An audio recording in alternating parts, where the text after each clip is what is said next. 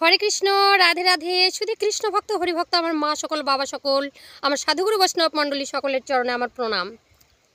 বলুন আপনারা কেমন আছেন? আশা করি আমার প্রাণ গোবিন্দ রাধারানী কৃপায় সকলেই ভালো আছেন। তো আজকে আপনাদের সামনে যে পালাটি আমি তুলে ধরবার চেষ্টা করছি সেটি হলো প্রাণ গোবিন্দ বা স্বয়ং বিষ্ণুর এই যে হৃদয় মন্দিরে একটা পাথর দেখতে পাই। ওই পাথরটা নীল বর্ণের। সেই পাথর আসলে কে ছিলেন, আর সেই পাথর কোন পূর্ণ ফলে আমার প্রাণ গোবিন্দের হৃদয়ে গোবিন্দ ধারণ করেছেন, আজীবন আশ্রয় পেলেন? চলুন বন্ধুরা, তার আগেই বলবো যারা আমার চ্যানেলের ভিডিও দেখছেন, আমার চ্যানেলটি সাবস্ক্রাইব করে পাশে আছেন, তাদেরকে অসংখ্য অসংখ্য ধন্যবাদ, আমার প্রাণ ঢালা ভালোবাসা। আর যিনারা আমার চ্যানেলে নতুন এসেছেন বা আমার চ্যানেলের ভিডিও দেখতে শুরু করেছেন, তাদের প্রত্যেককে বলবো দয়া করে আমার চ্যানেলটি সাবস্ক্রাইব করে আমার পাশে থাকবেন, আর আমার ছোট্ট বড় ভিডিওগুলো দেখবেন। যদি ভিডিও ভালো লাগে অবশ্যই লাইক, শেয়ার আর কমেন্ট করে আমাকে একটু সহযোগিতা করবেন। জয় নিতাই, জয় গৌর। তো আমরা চলে যাব ত্রেতা যুগে। ত্রেতা যুগে এক মুনি ঋষি ছিলেন, তিনার নাম কৌশিকী। ওই কৌশিকী আগে ছিলেন কি? আগে মুনি ছিলেন না, আগে ছিলেন রাজামশাই। তো সত্যযুগে আমরা শুনেছি ধ্যান তপস্যা, ত্রেতা যুগেও তার প্রভাব ছিল। তো সত্যযুগে মানুষের আয়ু ছিল অনেক, ত্রেতা যুগেও মানুষের আয়ু ছিল অনেক, দাপর যুগতে কমতে থাকে। তো এই ঋষি কৌশিকী এমন কি করলেন যে প্রাণ গোবিন্দের হৃদয় মন্দিরে সারা জীবনের মতো আশ্রয় পেলেন?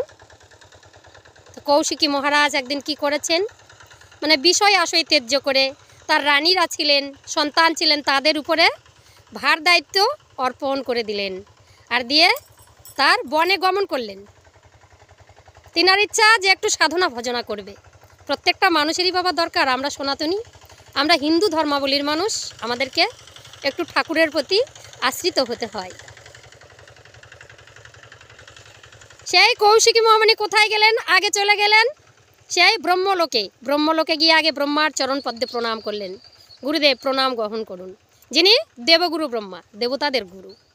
আগে মানুষ পারতেন বাবা ভগবানের সঙ্গে সাক্ষাৎ করেছিলেন।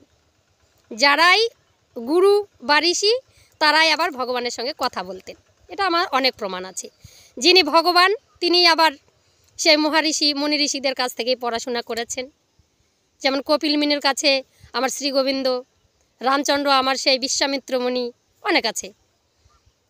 তো কী করলেন, এবার ব্রহ্মাকে বলছেন গুরুদেব আমাকে মন্ত্র দিন, আমি আর বাড়িতে থাকতে পারবো না, আমি এখন সন্ন্যাসে প্রস্থান করতে চাই।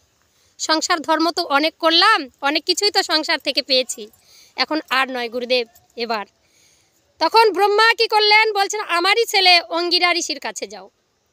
সেই পঞ্চবটির বনে দেখবে অনেক ঋষিগণ তপ করছেন। ব্রহ্মাদেব তখন ওই কী করলেন, সেই কৌশিকী মুনিকে ওই অঙ্গিরা ঋষির কাছে পাঠিয়ে দিলেন, আর অঙ্গিরা ঋষির কাছে চরণে প্রণাম করে অঙ্গিরা ঋষির কাছে ওই মন্ত্র শিক্ষা নিলেন, আর নিয়েই ধ্যানস্থ হলেন।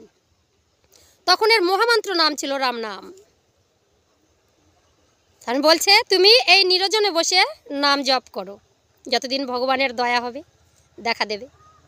আগেকার মানুষ তাই করতেন, যুগ যুগ ধরে ওই বসে বসে ধ্যান তপস্যা করতেন, তার বহুদিন পরে ভগবান আসতেন। কেউ কেউ আগেই প্রাপ্তি হয়েছেন ভগবানকে। তো রাম নাম শুরু করেছেন কৌশিকী মুনি, যতই দিন যায় ততই নামের সাগরে ডুবে যান। নামের প্রভাবই এমন, যদি নামের কাছে চলে যাওয়া যায় নামই নয়, নামই তাকে আশ্রয় দেয়। হরে কৃষ্ণ। তো সবসময় ওই মহামণি কৌশিকী রাম রাম রাম রাম রাম রাম রাম রাম রাম রাম রাম রাম করেই চলেছেন। আকাশ বাতাসে কেঁপে উঠল রাম নামের প্রভাবে, স্বর্গ মর্ত পাতাল চারিদিকে শুধু নামেতে ভরে গেল। এমন কোন মহাঋষি আছেন এত জোরে নাম করছেন? করতে করতে কখনো কখনো গান করে রাম নারায়ণ রাম, রাম নারায়ণ রাম, রাম নারায়ণ রাম, রাম নারায়ণ রাম, রাম রাম রাম রাম রাম রাম রাম রাম রাম, রাম রাম রাম রাম রাম রাম রাম রাম রাম রাম রাম রাম রাম রাম করতেই থাকেন। কখনো বলেন রঘুপতি রাঘব রাজ রাম, পতিত পাবন সীতারাম, रघुपति राघव राजा राम पतित पावन सीताराम सीताराम बोलो सीताराम रघुपति राघव राजा राम। नाम करते करते नामेर प्रभावे भगवान आर থাকতে পারলেন না। ভগবান বৈকুণ্ঠ ধাম থেকে নেমে এলেন, এসে ঋষি কৌশিকীকে ডাকছেন, কৌশিকী নয়ন খোলো। যেই না ভগবান এসে দাঁড়িয়েছেন ওই কৌশিকী ঋষির কাছে স্বর্গ থেকে পুষ্পবৃষ্টি হচ্ছে, স্বর্গের অপ্সরাগণ নেচে উঠল, চারিদিকে শঙ্খধ্বনি উলুধ্বনি নানা রকমের মৃদঙ্গ বেজে উঠল, হই হই করে উঠল আকাশ বাতাস স্বর্গ মর্ত পাতাল। এক মহাঋষি, এই ঋষির নামের প্রভাবে স্বর্গ মর্ত পাতাল কেঁপে যায়, এতই নামের প্রভাব। ভগবান আর থাকতে পারলেন, কৌশিকী নয়ন খোলো। কে তুমি, কে এসেছো? সামনে যেই না নয়ন খুলেছেন, প্রভু আপনি এসেছেন, আমি অনাহত, আমি পাপী, দয়াময়, এই অধমের প্রতি আপনার দয়া হয়েছে। প্রণামের চরণে ওই ষষ্ঠাঙ্গে প্রণাম করলেন। সঙ্গে সঙ্গে বলছে, কৌশিকী তোমার ধ্যান তপস্যায় আমি বড় সন্তুষ্ট হয়েছি, বলো কি জন্য তুমি এই গহন কাননে এই নাম জপ করছো? কি চাও তুমি বৎস? যা চাইবে তাই আমি তোমায়কে দেব। তিনার তখন বলছে, প্রভু গো, যারা নাম করে, যারা নামি, কেমন ভক্ত হলে এই বিশ্ব ব্রহ্মাণ্ডে বুঝাতে পারবো যে নামের কতটা প্রভাব। তাই আমি বিশেষ কিছু চাই না আপনার কাছ থেকে, আমি শুধু একটা জিনিস চাইব। প্রভু রামচন্দ্র বললেন, কি চাও তুমি বলবে তো? সঙ্গে সঙ্গে বলছে কৌশিকী, বলছে আমার দেহটাকে তুমি ধর থেকে আলাদা করে দাও, এই যে নাভি বন্ধন থেকে ওই কটিবন্ধন আলাদা করে দাও, দেহটাকে দুই খণ্ড করে দাও। যে একই চাওয়া তোমার, একই চাওয়া। প্রভু বলছে, এতদিন ধরে নাম করেছো, আজকে তপ জপ সাধনার ফলে মানুষ যা যা কিছু চায় সেসব কিছু চাইলে না, তুমি ধরটাকে আলাদা করে দিচ্ছ, এ কেমন চাওয়া? এরকম বিশ্ব ব্রহ্মাণ্ডে আমি কোনো ভক্ত দেখিনি। ভগবান রামচন্দ্রের বুকটা কেঁপে উঠল, এত বড় ভক্ত আমার, যার জন্য স্বর্গ মত্ত পাতাল চারিদিকে হই হই করে উঠল, আর সেই ভক্ত কিনা দেহটাকে খণ্ড করে দিতে চায়, কি পাবে এতে?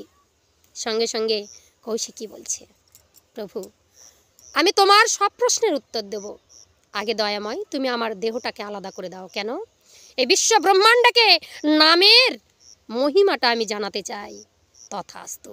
তবে আমি যে রাম হয়ে আছি এইভাবে তো তোমাকে ধর থেকে আলাদা করতে পারবো না, কারণ ধনুর দিয়ে ধরটাকে আলাদা করা যায় না।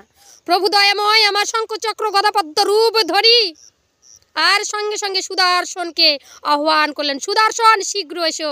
যেই না সুদর্শন ধেয়ে আসলো, সুদর্শনটাকে নিয়ে সঙ্গে সঙ্গে ঋষি কৌশিকীর দিকে ছুঁড়ে দিলেন, আর নাভি থেকে ধরটা পায়ের দিকে আলাদা হয়ে গেল, আর কাটা দেহটা ধপ করে মাটিতে পড়ে গেল। সঙ্গে সঙ্গে চোখ মুদ্রিত করে সঙ্গে সঙ্গে আবার রাম রাম রাম রাম শুরু করেছেন ঋষি কৌশিকী। প্রভু রামচন্দ্র বললেন, কৌশিকী তোমার কষ্ট হচ্ছে না? বলছে, না দয়াময়, আমার কোনো কষ্ট নেই। কেন? যাদের সারা শরীরে সর্বক্ষণ নাম চলে, সেই নামের ভাগী তো আমি নই, যত ব্যথা সব তোমার। হ্যাঁ গো দয়াময়ী এমনই হন, যদি কোনো ভক্ত তার নাম উচ্চারণ করে, সারা শরীরে যদি নামটা থাকে, তাহলে কোনো ব্যক্তি নেই তাকে আঘাত করে, আঘাত করলেও তার শরীরে লাগে না। কৃষ্ণ ভক্তরা এমন হয়, যদি মন থেকে আস্বাদন করে, মন থেকে মন প্রাণ দিয়ে ভগবানের নাম করে, ভগবান দূরে থাকতে পারেন না। এমন একটা ভক্ত ছিল এই বিশ্ব ব্রহ্মাণ্ডের মাঝে, কবে গুরু দক্ষিণা নিয়েছে কিচ্ছু জানতো না বাবা, তার একটা বিশাল ব্যবসা ছিল। ওই ব্যবসা করতে করতে কি করেছেন, ভগবান যদি কাউকে কৃপা করে এমনভাবেই ওই শিষ্যের বাড়িতে ভগবান যান। কেন? আমার গোবিন্দ গুরু রূপ ধারণ করে এই বিশ্ব ব্রহ্মাণ্ডে ভিখারির বেশে ঘুরে বেড়াচ্ছে, একটু নাম নাও গো। তখন কি করেছেন, ওই ব্যবসাদারের কাছে একদিন সন্ন্যাসী রূপে ভগবান এলেন, এসে বলছে, গো তুমি তো এত টাকার মালিক, কোটি কোটি টাকা তোমার, তবে জীবনবেলা তো ফুরিয়ে আসতে, তুমি কি নাম নেবে না? বলছে, নাম প্রভু আমি তো নিয়েছিলাম, গুরুদেব প্রণাম নেবেন। দেখে তো মনে হচ্ছে ভক্ত মানুষ, নাম কয়বার করো? বলছে প্রভু কিচ্ছু মনে নেই, কতদিন নাম নিয়েছে, গুরুদেবের নাম কি? বলছে ভুলে গেছি। বলছে বাবা রে, দিন অন্তর যত কিছু কাজ করো, হাতে করো কাজ আর মুখে বলো নাম, তবেই তো পূর্ণ হবে সকল মনস্কাম। প্রভু সময় নেই, সময় নেই। কেন সময় নেই কাজ করার? বলছে প্রভু সকালবেলা যখন উঠে তাড়াতাড়ি করে স্নান টান চা পানি খেয়ে দিয়ে আর সঙ্গে সঙ্গে দোকানে, আর দোকানে এসে সারাদিন ব্যবসা করি। বলছে ঠিক আছে সকালটা ছেড়ে দিলাম, দুপুরে নাম করবে না প্রভু সময় নেই। বলছে কেন? দুপুরবেলা ওই এত মহাজনের সব কিছু হিসাব নিকাশ ঢুকিয়ে দিয়ে তারপরে এসে একটু নিদ্রা যায়। আচ্ছা ঠিক আছে, তাহলে রাত্রেবেলা করবে। প্রভু গো, 3টার সময় উঠে আবার দোকান খুলি, দোকানের যত যা কিছু হিসাব নিকাশ দিয়ে ওই খরিদ্দারকে বিদায় টিদায় করে দিয়ে রাত্রেবেলা একটু বিশ্রাম করি, অনেক রাতে ঘুমাই। প্রভু আমার সময় নেই। গুরুদেব দয়া করুন, নামটা আমার দ্বারাই হবে না। বলছে আজই তোমাকে নাম নিতে হবে। কেন জানো বৎস? এই পৃথিবীতে যদি আমরা সনাতন ধর্মাবলীর মানুষ হই, যদি নামের আশ্রয় না করি, তাহলে ভগবানকে কখনো পাওয়া যায় না। আজকে যে তুমি এই টাকা পয়সা ধন দৌলত আঁকড়ে আছো, এটা তোমার সঙ্গে যাবে না, যাবে তোমার একমাত্র নাম। টাকার ঐশ্বর্যে ডুবে আছো, কিচ্ছু বলবো না, কিন্তু নাম করবে। কখন করব? কখন তুমি একটু রেস্ট পাও, কখন তোমার সময় হবে? বলছে ওই যে পায়খানাতে যাই তখনই হবে। ঠিক আছে, ওই টাইমেই তুমি নাম করবে। গুরুদেব ক্যাশ করে নিলেন, আর বলছে ওই টাইমেই নাম করবে। বলছে ঠিক আছে গুরুদেব, আর কোনো আপত্তি নেই, আমি ওই টাইমেই নাম করব। ওই ব্যক্তিকে করেন প্রত্যেক দিন সকালবেলা যখন পায়খানা করতে যান, পায়খানা ঘরের বসে জোরে জোরে নাম করেন। একদিন বনের পশু হনুমান, প্রভু রামচন্দ্রের স্বয়ং ভক্ত, এসে ওই আকাশ পথে দিয়ে চলেছে, এমন জোরে নামের আওয়াজ, প্রভু হনুমান নেমে এলো মাটিতে। কোথায় নাম হচ্ছে? আমার প্রভুর নাম। কেন? হনুমান চালিসাতে শুনেছি যদি প্রভু রামচন্দ্রের কোথাও নাম হয়, হনুমান নিরজনে বসে চুপটি করে ওই নাম ধ্যান কীর্তন শোনেন। বলছে এত বড় ভক্ত কোথায় এত জোরে জোরে নাম হচ্ছে? হনুমান নেমে এসে খুঁজছে, চারিদিকে ঘাসে খুঁজছে, গাছে খুঁজছে, এর ওর দিকে তাকাচ্ছে, আকাশ পাতাল তাকাচ্ছে, কখনো শূন্যে উঠে যাচ্ছে, কখনো মাটিতে নামছে, কিন্তু নামিকে দেখতে পাচ্ছে না। একটু সামনে তাকালো, একটা ছোট্ট কুটির, সেটা বাথরুম, সেখান থেকে জোরে জোরে নাম আসছে। সঙ্গে সঙ্গে গিয়ে কে তুমি মূর্খ, এই পায়খানা বাথরুমে বসে নাম করছো? এক গদা দিয়ে পায়খানার দরজাটা ভেঙে দিল। আর যেই না ভেঙে গেল দরজাটা, সামনেই লোকটাকে মাথার চুল কেস ধরে এক আসার মেরে গালে দিল একটা ঠাঁস করে চর। যেই না চর খেয়েছে লোকটার, সেখান থেকে বলছে তারা তোরা আমি বিচার দিচ্ছি। সঙ্গে সঙ্গে গদাটা ঘাড়ে নিয়ে বলছে আমার প্রভুর নাম যেখানে সেখানে বাথরুমে বসে, হ্যাঁ তোরে দেখাচ্ছি মজা। সঙ্গে সঙ্গে গদাটা কাঁধে নিয়ে প্রভুর কাছে ছুটে চলেছেন। প্রভু প্রভু প্রভু বেরিয়ে আসেন। যেই না আমার প্রভু রামচন্দ্র বেরিয়ে এসেছেন। বলছে জানেন প্রভু? বলছে আমি সব জানি হনুমান। কি জানেন আপনি? যেই না কি জানেন বলে মুখের দিকে তাকিয়েছে, আমার প্রভু রামচন্দ্রের গালটা এত বড় ফুলে গেছে। বলছে প্রভু যাবার সময় তো আপনার এই রূপ দেখলাম না, থুতনা কেন চেঞ্জ হয়ে গেছে, মুখটা কেন এত বড় হয়ে গেছে, গাল ফুলে গেল, এ কি হলো প্রভু আপনার? হনুমান তুমি ভুলে গেছো, তুমি এত জোরে আঘাত করলে কি করে আমি সহ্য করব? তোমার এতটুকু হাত কি তোমার পাহাড়ের সমান একটা শরীর, সেই হাতে যদি কারো চর মারো সে কি আর আস্ত থাকতে পারে? প্রভু আপনাকে তো আমি আঘাত করিনি। বলছে যে ভক্ত আমার অনায়াসে সর্বদা নাম করে, আমি যে তার শরীরেই থাকি, আমি যে অন্য কোথাও থাকি না, আমি বৈকুণ্ঠেও থাকি না, আমি ধরা জগতেও থাকি না, আমি ভক্তের হৃদয় মন্দিরে থাকি। যে ভক্ত অনায়াস চিত্তে নয়ন বাড়ি ঝরিয়ে আমার নাম করে তার হৃদয়ে থাকি। তুমি যে ভক্তকে আঘাত করেছো সেই আঘাত তার শরীরে যায়নি, সেই আঘাত লেগেছে আমার গালে। হনুমানের বুঝতে বাকি রইল না, প্রভু আমায় ক্ষমা করুন, আমি ভুল করেছি, আমি তো বনের পশু, আমি কি বুঝবো নামের মহিমা, আমি বুঝতে পারিনি। এক্ষুনি যাও হনুমান, তার কাছ থেকে তুমি ক্ষমা চেয়ে এসো। সঙ্গে সঙ্গে হনুমান ছুটে চলেছেন বাথরুমের কাছে, সেই ব্যক্তি নেই। গোটায় তন্ন তন্ন করে খুঁজতে খুঁজতে দোকানে গিয়েছে। বলছে ওগো তোমার কাছে আমি ক্ষমা প্রার্থী। বলে কে তুমি? বলে আমি স্বয়ং প্রভু রামচন্দ্রের সেবক হনুমান। কেন এসেছেন আপনি? দয়া করুন প্রভু, আপনি আমাকে ক্ষমা করুন, আমি আপনার গালে যে চর মেরেছিলাম, কই আমায় তো চর লাগেনি। এরকম নামের মহিমা বাবা, যে না কৌশিকী মনির দেহটা খণ্ড করে দিল, কৌশিকী মনির দেহর এই অর্ধভাগটা ধপ করে মাটিতে বসে গেল, আর জোরে জোরে নাম করতে থাকলো। এমন নামের প্রভাব, প্রভু চলে গেলেন, যুগ যুগ ধরে নাম করছেন ওই কাটা দেহ নিয়ে। আবার প্রভু আর থাকতে পারলেন না, প্রভু আবার গোলক থেকে নেমে এলেন।